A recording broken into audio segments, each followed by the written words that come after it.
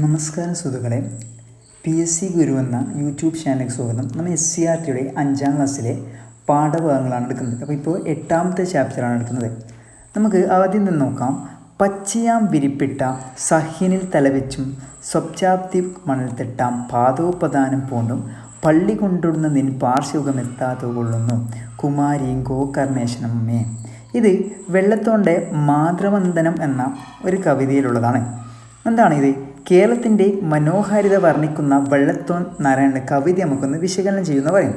അതായത് കിഴക്ക് ഉയർന്നു നിൽക്കുന്ന മലനിരകൾ, അതിൽ നിന്ന് ഒഴുകുവെത്തുന്ന നിരവധി പുഴകൾ, ഓളപ്പരപ്പിലൂടെ വഞ്ചികൾ, ഒഴുകു നീങ്ങുന്ന കായലുകൾ, പടിഞ്ഞാറ് നീണ്ടു പറഞ്ഞു കിടക്കുന്ന കടൽ തീരം, വയലുകൾ, സമതല പ്രദേശങ്ങൾ, എങ്ങും പച്ചപ്പ്, സുഖകരമായ കാലാവസ്ഥ. നമ്മുടെ കേരളത്തിൽ വെച്ചിങ്ങനെ നല്ല മനോഹരതയിൽ പറയുകയാണ് ചെയ്യുന്നത്. നമുക്കിതിലിപ്പോൾ എന്താ പഠിക്കാനുള്ളത്? ഇവിടെ നമുക്ക് നോക്കാം, ഒരു കേരളത്തിൻ്റെ ഒരു ഗ്രാമപഞ്ചായത്തിൻ്റെ രൂപരേഖ നോക്കാം. എന്താണ്? ഒരു വാണിയംകുളം എന്ന സ്ഥലം, അവിടുത്തെ പഞ്ചായത്ത്, ഗ്രാമപഞ്ചായത്ത്, മുനിസിപ്പാലിറ്റി ഇതൊക്കെ കാണിക്കുന്നു. ഇനി നമുക്ക് ഏറ്റവും പ്രധാനപ്പെട്ട നോക്കാം. എന്താണ്? നമുക്ക് കേരളത്തിൻ്റെ ഭൂപ്രകൃതിയാണ് നോക്കുന്നത്. കേരളത്തിൻ്റെ ഭൂപ്രകൃതി.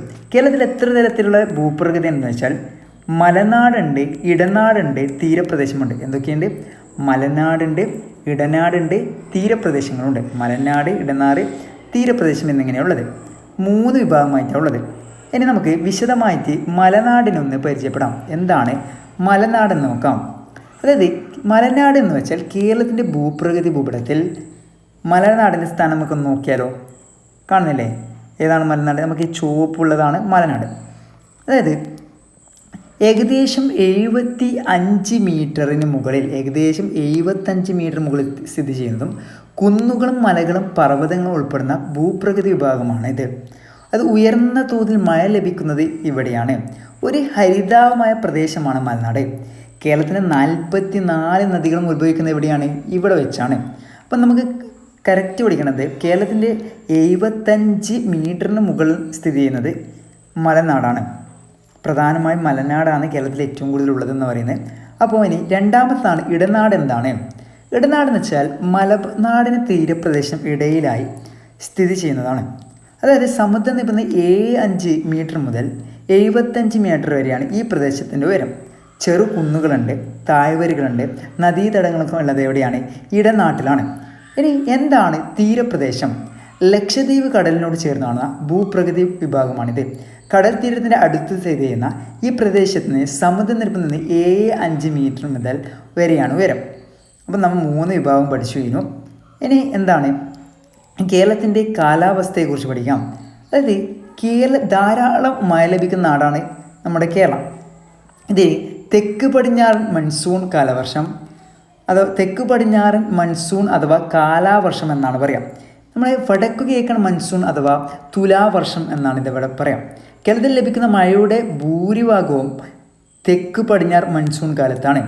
കേരളത്തിലെ വേനൽക്കാലം ഏതാണ്? മാർച്ച് മുതൽ മെയ് വരെയാണ്. ഇക്കാലത്ത് നമുക്ക് ചൂട് അനുഭവപ്പെടുന്നത് നമുക്കറിയാം. ഓക്കെ, ഇതൊക്കെ നമുക്ക് അറിയുന്ന കാര്യങ്ങളൊക്കെ തന്നെയാണ്. ഇനി ആരുടെയാണ് ഒരച്ഛൻ മകൾക്കയച്ച കത്തുകൾ?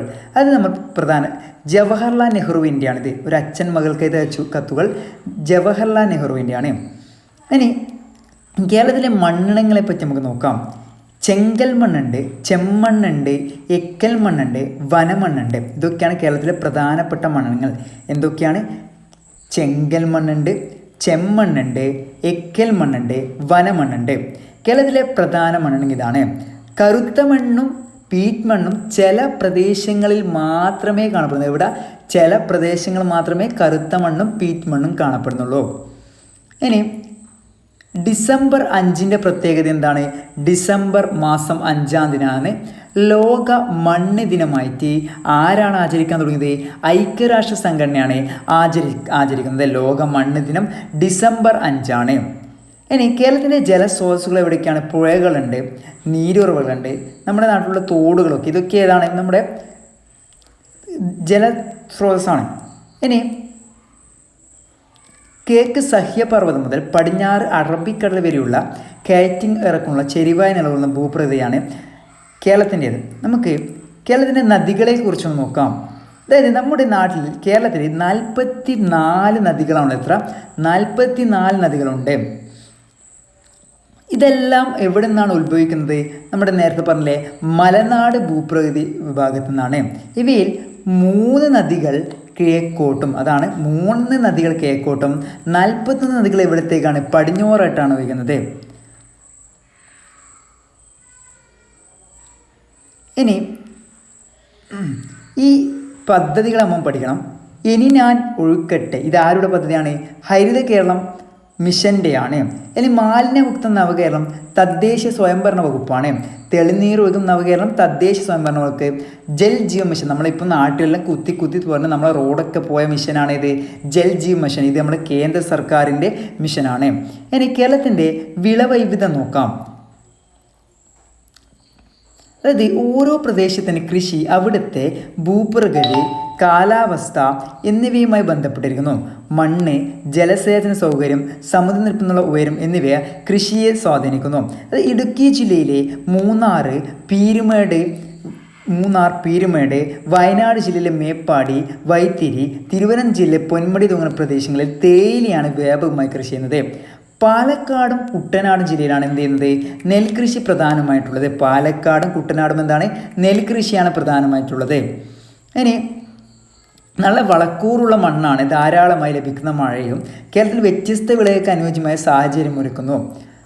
അതായത് ഈ സമുദ്രനിരപ്പിൽ നിന്നുള്ള ഉയരം കൂടുതൽ മൂലം അനുഭവപ്പെടുന്ന തണുത്ത കാലാവസ്ഥ, ചെരിവാർന്ന ഭൂപ്രകൃതി, മലനാട് മേഖലയിൽ തേയില, ഏലം, കാപ്പി, കുരുമുളക് മുതലായ വിളക്ക് അനുകൂലമായ സാഹചര്യമാണുള്ളത്.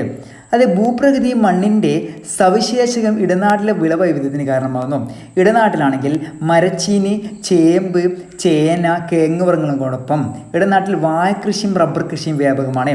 ഇന്ത്യയിൽ ഏറ്റവും കൂടുതൽ, ഇതാണ് ഒരു ഇമ്പോർട്ടൻ്റ് ക്വസ്റ്റ്യൻ, ഇന്ത്യയിൽ ഏറ്റവും കൂടുതൽ റബ്ബർ കൃഷി ചെയ്യുന്നത് എവിടെയാണ്? കേരളത്തിലാണ്. ചോദിക്കാം, ഇന്ത്യയിൽ ഏറ്റവും കൂടുതൽ റബ്ബർ കൃഷി എവിടെയാണ്? കേരളത്തിലാണ്. ഇനി തീരപ്രദേശത്തെ എക്കൽ മണ്ണിൻ്റെ സാന്നിധ്യം നെൽകൃഷിക്ക് അനുയോജ്യമാണ്. ഓക്കെ, ഉപ്പ് രസത്തിലുള്ള മണ്ണ് കായലുകൾക്ക്, മത്സ്യകൃഷിക്കൊക്കെ ഉപയോഗിക്കുന്നുണ്ട്. ഇനി കേരളത്തിലെ തൊഴിലും ഭൂപ്രകൃതിയുമുള്ള സംഭവങ്ങൾ നോക്കാം. അതായത് നമ്മുടെ കേരളത്തിൽ പ്രധാനമായും കൃഷിയുണ്ട്, അനുബന്ധ പ്രവർത്തനങ്ങൾക്കെല്ലാം ഉൾപ്പെടുന്നുണ്ട്. ഇനി കേരളത്തിലെ പ്രകൃതി ദുരന്തങ്ങൾ, അതായത് കേരളത്തിലെ പ്രകൃതി ഭംഗിയും അനുകൂല കാലം ജനജീവിതം സുഗമമാക്കുന്നത് നമുക്ക് കണ്ടു. എന്നാൽ ചില സന്ദർഭം നമുക്ക് എന്ത് ചെയ്യാം? ഇവിടെ പ്രകൃതി ദുരന്തങ്ങൾ ഉണ്ടാകും. ചുഴലിക്കാറ്റ്, കാട്ടുതീ, ഇതൊക്കെ കേരളത്തിന് എന്താണ് ബാധിക്കുന്ന കാരണമാണ്. 2004 സുനാമി കേരളത്തിൻ്റെ വലിയ കെടുതിക്ക് തന്നെ ഇതായി. അതേപോലെ കവളപ്പാറ ഉരുൾപൊട്ടൽ എപ്പോഴാണ്? 2019 പെട്ടിമുടി ഉരുൾപൊട്ടലോ 2019 കവളപ്പാറയും 2020 പെട്ടിമുടി എന്നത് 2020 2018 നമുക്ക് വെള്ളപ്പൊക്കം ഉണ്ടായിരുന്നു, വലിയ പ്രളയം ഉണ്ടായിരുന്നു.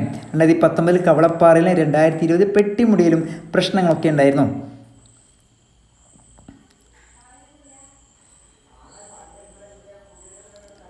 അപ്പോൾ നമ്മളെ ഈ പാഠത്തിൽ കാര്യമായി ഇത്രയേ ഉള്ളൂ. ഇനി അടുത്ത ചാപ്റ്ററുമായും അടുത്ത വീഡിയോ